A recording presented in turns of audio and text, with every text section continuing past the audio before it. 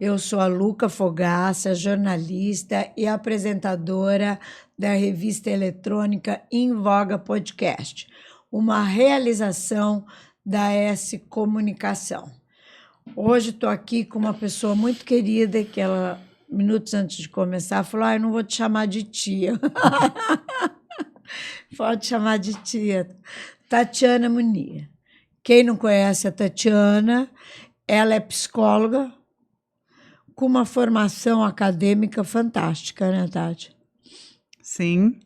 Boa tarde, bom dia. Bom dia, não, bom não dia. sei. Bom dia, Luca, tia Luca.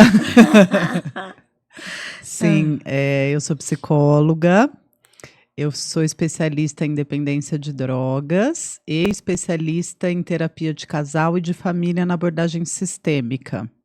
Também sou especialista em adolescentes. Ai, adolescentes é muito bom também, né? Sim. Hoje nós vamos falar mais aqui de dependência de droga, né? Eu acho Mas que pode depois ser. dá uma pincelada no adolescente. Tá bom. Tá? Então vamos lá. Como é que é? Fala da tua formação primeiro. Então, eu me formei em São Paulo, fiz Mackenzie. Quando eu terminei a faculdade, eu conheci a Uniad, que é a Unidade de Álcool e Drogas da Escola Paulista de Medicina, da Unifesp. E aí, eu arrumei um estágio na Uniad. Então, eu trabalhava lá em troca da pós-graduação em dependência. Tá. Então, ali foi uma grande escola para mim, né? Porque é o berço ali uma das melhores faculdades do Brasil, né? Então, aí eu já entrei na área de pesquisa, já fazia atendimento individual, atendimento em grupo. Fiquei ali por 4, quase 5 anos. E em troca eu ganhei a bolsa, fiz a especialização em dependência de drogas. E aí eu voltei para... Naquela época era uma coisa meio nova. Naquela época era... Quando eu voltei para Rio Preto, 2007, há 18 anos, 17 anos atrás, eu era uma das primeiras especialistas em dependência de drogas aqui. E a gente falava dependência química. Hoje a gente fala dependência de drogas por conta do estigma, né? Então, dependência de drogas não traz um estigma, não carrega um peso tão grande pro dependente. Ah, é? Então mudou isso na área acadêmica para não ficar essa coisa pesada mesmo. Eu acho, às vezes, a palavra droga mais pesada que química, mas não, né? Então, é que aí fica dependência de, se é de alguma coisa. A dependência química, você já é aquilo, entendeu? Já é tudo junto. Entendi. Dependência de drogas, a droga tá fora de você. Ah, entendi. Nossa, muito boa essa visão. Porque a química, o cara tá no sangue já, né? É mais pesado, né? Fica mais estigmatizado. Mas muita gente ainda fala dependência química, né? Mas na área acadêmica a gente já... É dependência de droga, né? Sim. E daí me conta, a pessoa te procura, normalmente é a família, como que funciona? Aí a pessoa... tem os dois, né? Mas normalmente o dependente, quando ele tem uma dependência de drogas, quando ele está dependente de uma substância que não faz parte do nosso organismo, né? Então, que é o álcool, a maconha, a cocaína, o crack. Normalmente, a primeira coisa é ele negar. Então, a negação é um dos primeiros passos que se é trabalhado, porque é tão difícil para ele pensar que ele vai ter que ficar sem a substância, que ele prefere falar que ele não tem um problema. Então, é muito difícil do próprio paciente, do próprio cliente, falar, eu tô com um problema, preciso de ajuda. Normalmente os pais que percebem e fazem o filho se tratar, ou a esposa, normalmente tem mais dependência no homem, né? Ou a esposa que vem procurar para pedir ajuda para o marido. Então, é bem difícil da pessoa sozinha... Então, a primeira consulta é super difícil, porque ele tem a negação, então ele se reluta ali para se abrir, né? Sim. E não só a primeira consulta, né? É um tratamento bem desafiador. é um tratamento difícil, porque largar a droga, largar a substância é uma dependência. Hoje em dia a gente já sabe que é uma doença. Tá. Por que é uma doença? Eu gosto sempre de explicar isso para os meus pacientes, vou explicar aqui rapidinho. Porque a gente não nasce precisando de uma substância química para gente viver. Então, a gente não nasce precisando de uma nicotina, de uma maconha, de um álcool, né? A partir do momento que você começa a colocar essa substância na sua vida, isso não tem uma regra rígida, mas mais ou menos, mais de 3 vezes por semana, num período de 1 ano, teu corpo passa a precisar da droga para manter o equilíbrio do sistema nervoso central. Que loucura! Então, vira uma doença. É uma doença. Isso não pega alimentação, não, né? Como assim? Você é viciado em café, por exemplo. Hoje em dia já está no manual de transtornos mentais, o café já entra como uma dependência de café. O açúcar. Tá. Né? Porque tem os manuais que a gente utiliza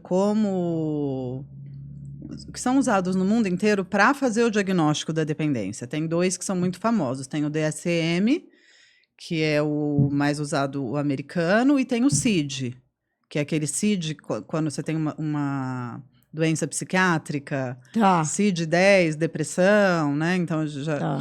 Então, esses manuais hoje já sim fala-se do café. Bom, mas vamos voltar às drogas, vamos esquecer o meu cafezinho. E daí, esse tratamento é um tratamento longo? É um tratamento longo, é um tratamento demorado, é um processo de mudança de estilo de vida. E a pessoa tem que se permitir, né? E a pessoa tem que querer. Então, muitas vezes a pessoa não quer. Então, como eu sou especialista em família, também eu trabalho com os familiares, porque eu entendo que os familiares todos ficam doentes. Porque se lidar com quem usa droga diariamente é muito difícil. Né? Óbvio que tem vários níveis de dependência. Tem a dependência leve, a moderada, que aí no trabalho psicoterápico, precisa de um psiquiatra junto, precisa da medicação. E aí, no trabalho psicoterápico, com uma equipe multidisciplinar, a gente faz o diagnóstico do nível de dependência, de como que a gente vai trabalhar, e juntos vai mudando o comportamento. Só que isso envolve muita coisa emocional, né? Muita coisa profunda. E toda a família. E a família precisa estar disposta. Então, não adianta, por exemplo, um cara que é dependente de álcool, que bebe todo dia, vir pedir tratamento e a esposa beber com ele 3, 4 vezes na semana. Por exemplo, tô dando um exemplo, entendeu? Então, a esposa também precisa se determinar que ela vai ter que largar cerveja, vinho, né? Porque quando tem uma dependência química crônica, uma dependência forte, infelizmente, não é fácil falar disso. Não pode ter nenhuma tentação, né? Mas é abstinência total. O tratamento que eu aprendi lá na Uniad, que é do Ronaldo Laranjeira, total.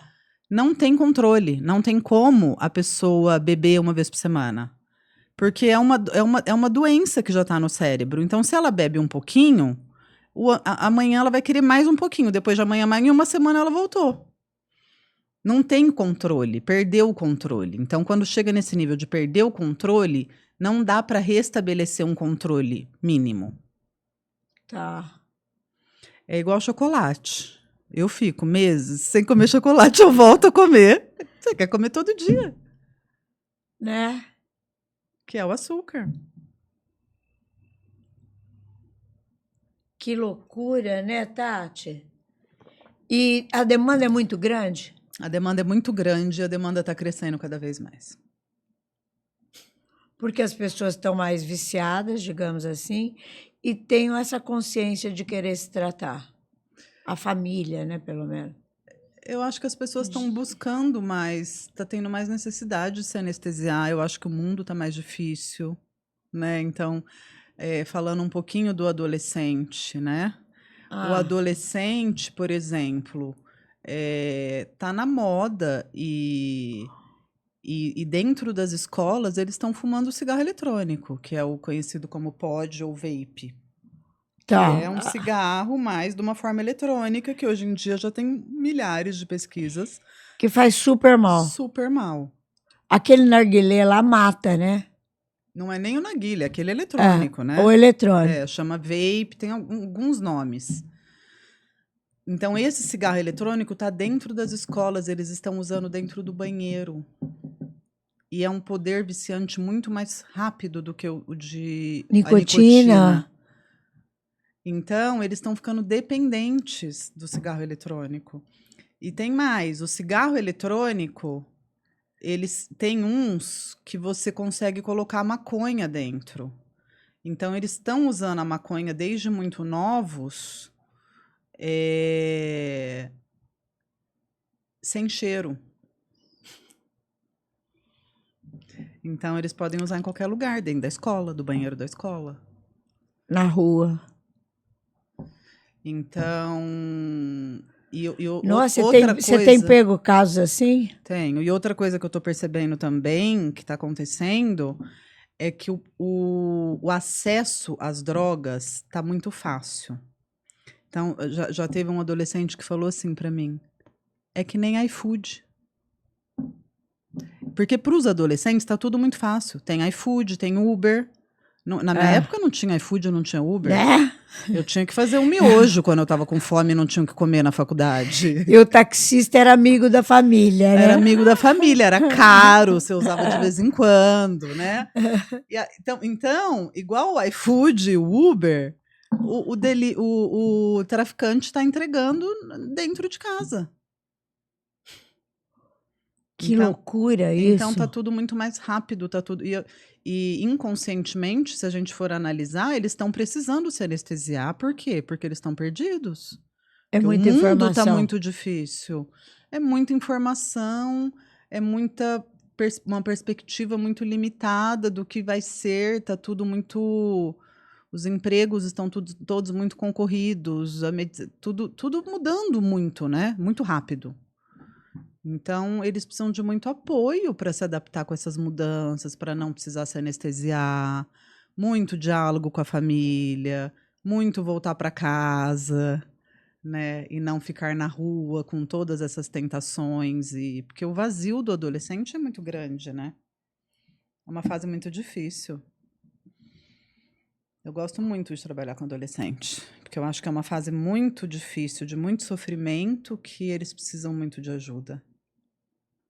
Eu fui uma adolescente problema, mas só na adolescência também. Eu acho, né? Mas é muito difícil. Você trabalha bastante com adolescente. Adoro, sempre gostei. Você diz adolescente, vai de que ano, de que idade a que idade? Então, hoje em dia a neurociência já... Até 26 adolescente, né? Hoje já explica que o cérebro do adolescente termina de se formar em torno de 26, 27 anos. Né? Então... Outro dia o cara estava falando isso. Ela falou, quando pode mudar? Ele falou, até os 28 anos. Falei, gente, porque na nossa época era até os 15, assim. Na geração de vocês, era até o 13, né? Até 19, né? 13, 14, né? 19, na hora que foi pro 20, já não era mais adolescente. Não, é adolescente em relação à formação do cérebro. Então, tem muita questão hormonal. Quer dizer que a denominação adolescente é em relação à formação do cérebro. Sim. Tá. Eu acho que sim. Eu achava que hoje em dia a neurociência já comprova que o cérebro do adolescente, agora a denominação eu não vou saber te falar. Mas tem tudo bem, deve ser, né? Porque se adolescente mas se a gente até pensar 28... na formação do cérebro, em como... Então, eles ficam muito impulsivos, os adolescentes, eles não conseguem se controlar, não tem medo de nada. Então, tudo isso é muito perigoso, né? Então, e aí eles começam a ter raiva dos pais e não querer mais os pais. Então, para isso, Eles têm que brigar com os pais inconscientemente para ir para a rua. E eles querem conhecer as famílias, as casas dos amigos, como funcionam as outras famílias. E aí briga com os pais, vai para a rua, dependendo do que tem na rua, para se perder, sabendo da dependência química, como é crônica, como é fácil e como tá fácil o acesso, né? Então eles precisam de muito cuidado para não se perder. Porque é natural experimentar, é natural ter curiosidade, é natural querer conhecer, né? Mas com consciência. É verdade. E, nossa, que loucura isso, né? Tipo iFood. Tipo iFood. Uma pessoa da escola tem esse contato e passa para todo mundo. E normalmente é aquele que a mãe menos espera, né? Normalmente. É aquele amigo mais arrumadinho. Já tive mães que me procuraram assim, que o filho estava traficando e ela nem imaginava. Da igreja, super católica, super família super estruturada, trabalhadores, e o filho já estava traficando. Então, assim, para eles se perderem é muito rápido, né? Por conta da... E o adolescente precisa de limite, né? Ele precisa ser olhado. Precisa de limite, né? E daí você faz um tratamento e consegue a reabilitação? Então, a reabilitação da dependência de drogas depende muito do paciente e da família. E é um trabalho muito desafiador, muito difícil, porque a porcentagem de que se reabilita é pequena. Mas com o adolescente é mais fácil do que o adulto. Com o adolescente é mais fácil. Então, se tiver algum deslize, é melhor ir agora, né? Se tiver, ou antes de ter o deslize, já deve ir, para prevenir. Se todos os adolescentes fizessem terapia, né, e eles iam se desenvolver, ajudar tanto eles lidarem com o emocional e lidarem com todas essas questões que vêm na adolescência, essas buscas e essas perguntas e essas incertezas, esses medos. Mas a adolescência é muito mais fácil tratar a dependência química do que no adulto, que já tem uma dependência instalada há X tempo. E aí precisa muito da mudança de hábito, né? Uma coisa que tem na dependência química que é muito, que eu vejo claramente, eu trabalhei também, esqueci de falar, trabalhei dentro de clínicas psiquiátricas há alguns anos lá em São Paulo. Ah, é? É. Então, uma coisa que a gente trabalhava lá dentro da clínica era, primeira coisa, tem que arrumar teu quarto. Sabe uma coisa boba? Porque o dependente químico, ele é exteriormente desorganizado. Então, eles não tem rotina e não tem regra. Então, precisa de regra, precisa de rotina, precisa de disciplina para viver. E aí o dependente chega sem regra, sem rotina e sem disciplina. Então, a primeira coisa é ele ter regra, rotina e disciplina, falando várias vezes, né? Porque, assim, parece uma coisa banal, mas a gente não vive sem isso na vida. É verdade. É verdade. Não vive. Se você não fizer o esporte, se você não... Eu, por exemplo... A rotina é muito importante. Sim. Muito importante. E aí vira um hábito, né? E eles chegam totalmente sem hábitos, porque a droga faz você ficar anestesiado e ficar sem ter os hábitos saudáveis. Então, você precisa voltar a ter hábitos saudáveis. E me conta uma coisa, você já pegou algum viciado, tipo, que a família pegou na rua? Que daí é caso gravíssimo. Que a família pegou na rua, agora eu não tô lembrando, mas com certeza sim. Eu já peguei casos gravíssimos. Eu já tive 2 pacientes que morreram. De overdose? De overdose. Nossa, O dependente deve ser uma químico dor de cocaína, Ah. cocaína e crack, né?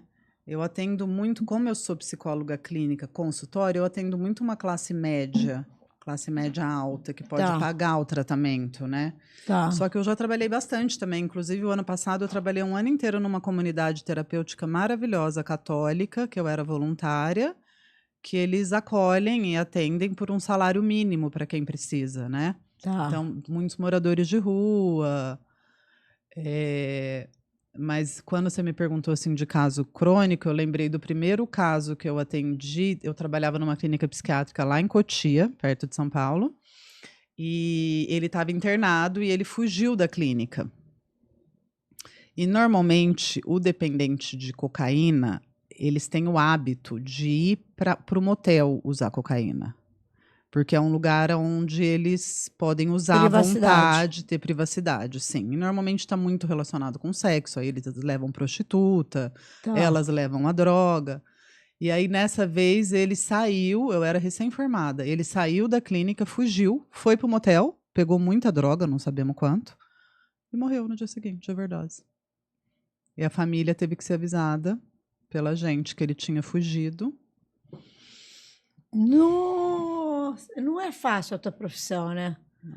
Não é fácil, né? Porque tem o lado bom quando você vê a pessoa se recuperou e tá tudo certo. Isso deve ser maravilhoso, né? Mas tem os que se recuperam, é por isso que eu falo que eu continuo nesse caminho.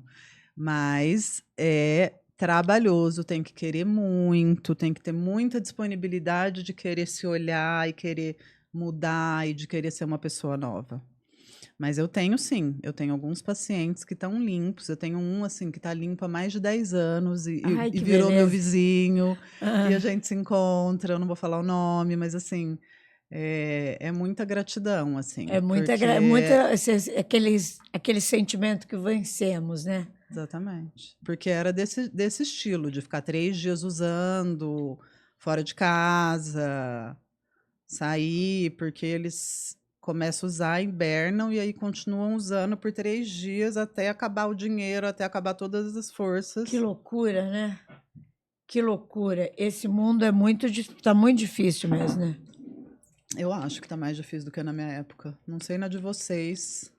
Na nossa época, tudo que a gente fazia era por curtição, porque ninguém tinha problema. Né? Era curiosidade mesmo.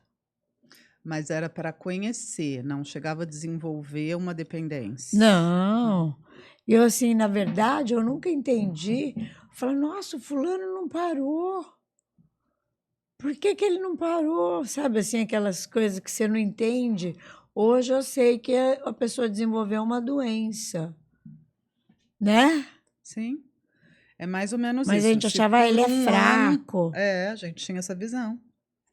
Se por 1 ano a pessoa usar sempre, 3, 4 vezes por semana, ela desenvolve uma dependência. Por isso que precisa de muita prevenção. Eu dou palestra em escola, né? Agora precisa da prevenção do POD, porque os adolescentes não estão conseguindo entender. E o vício vem como uma febre, né? Eu fico indignada. Eu falo, gente, quem que inventou o POD? Como que pode ter tanta gente malvada só para ganhar dinheiro no mundo? O que é o... O POD é o vape, o cigarro eletrônico. É o vape. Só por dinheiro, né? Por dinheiro. Para destruir o cérebro das pessoas e dos adolescentes que não têm informação. E eu vejo muita dita celebridade usando, né? Usando sem parar. Isso também é muito ruim, né? Você até respira. Nossa Senhora. E a dependência é uma coisa que é importante falar. Quando eu me formei lá, 20 e tantos anos atrás, existia muita internação. Ah, tá usando? Vai ser internado. Tá usando? Hoje a gente sabe que a internação é só em caso muito crônico, que a pessoa não consegue parar. Então, aquela pessoa que está cheirando todo dia, que está bebendo todo dia, só que precisa de alguém bancar a internação dela, porque ela não tem consciência de falar, eu preciso ser internada.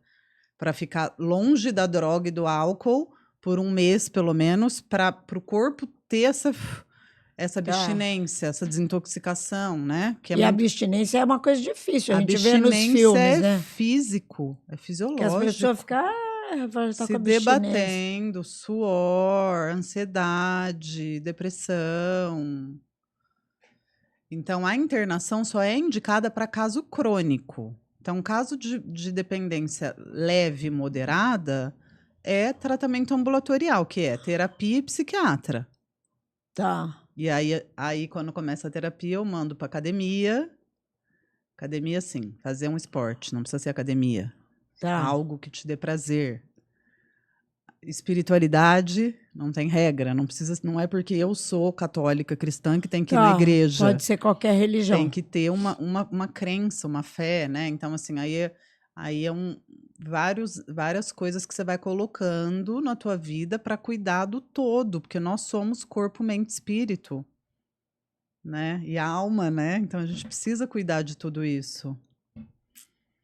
Então, o tratamento ambulatorial é mais bem visto, eu acredito mais hoje, por quê?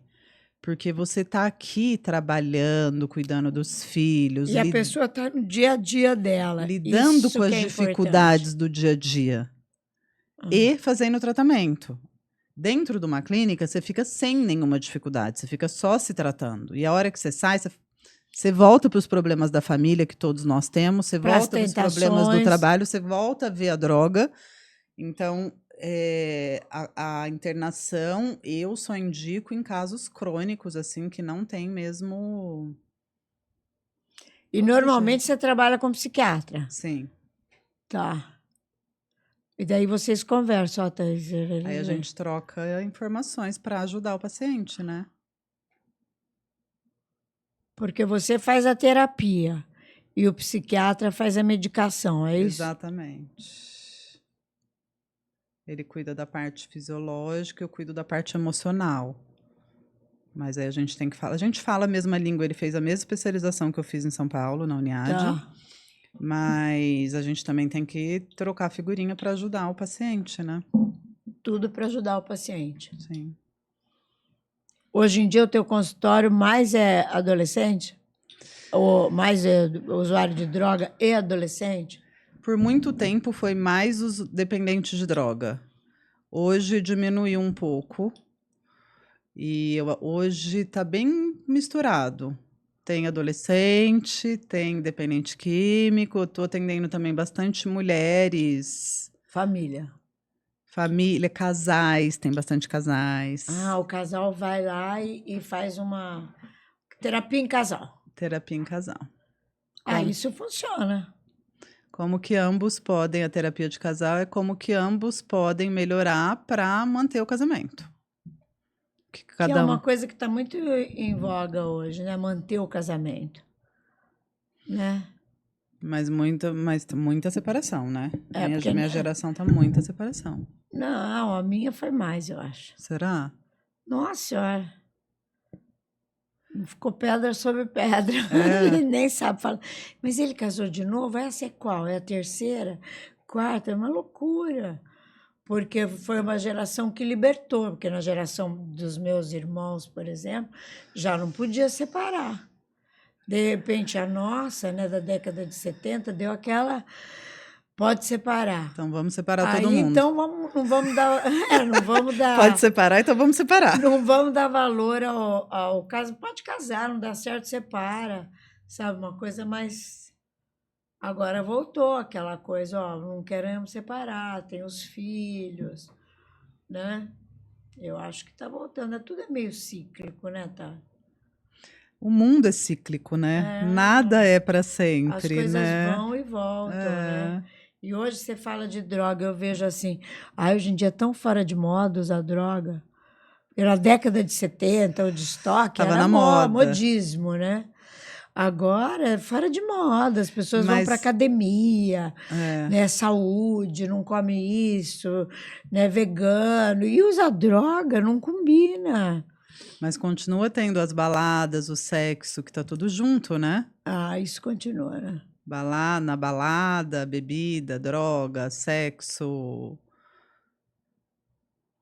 Tem os dois, né? Tem o lado da saúde, tem o lado da... Ainda bem que tem esse lado da saúde forte, né? Que tirou muita gente que podia ser usuário de droga, tirou.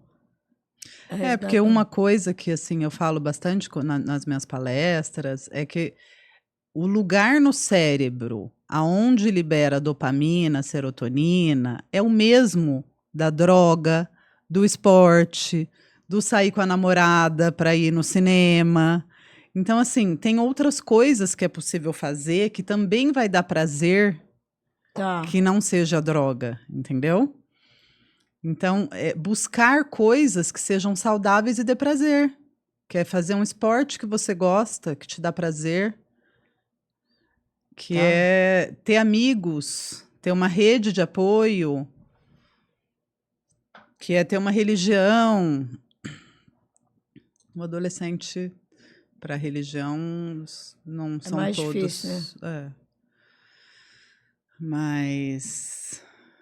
Nossa, já passamos o nosso tempo. E eu ainda tenho milhões de coisas para te perguntar. Mas eu volto, tia. Eu adoro vir aqui falar com você. Que delícia! E falar sobre meu trabalho. Porque o teu trabalho é fantástico, né?